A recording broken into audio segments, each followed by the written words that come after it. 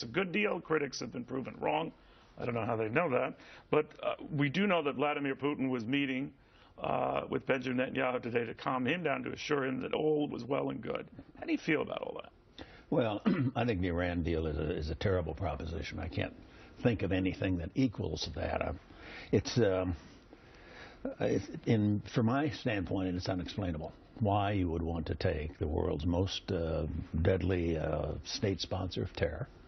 You're going to lift the embargo on ballistic missiles, lift the embargo on conventional weapons, lay out a way for them ultimately to acquire nuclear weapons, give them $150 billion, and do that as though you can ignore the wishes and desires of our traditional allies in the region, or even the threats to the United States. I mean, this is a very, very serious potential threat. Excuse me, but there were some of the presidential candidates, I know you said, rip up this agreement, start from scratch. Others advocated, Lindsey Graham among them.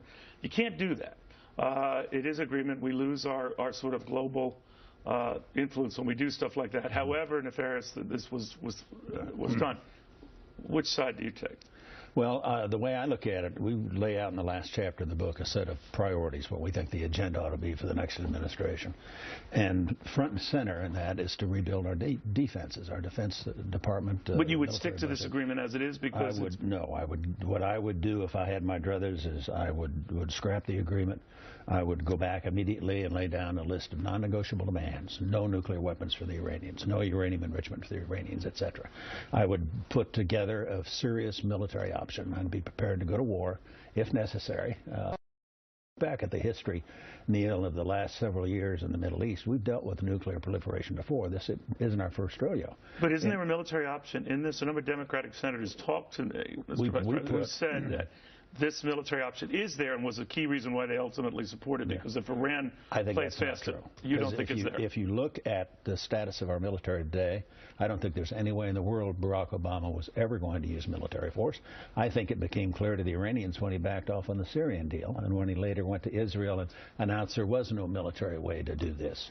The Iranians knew they had him from that point on, and he would give anything, virtually. So what happens in these next 17 months or so before, I'm sure you hope, a Republican takes the White House?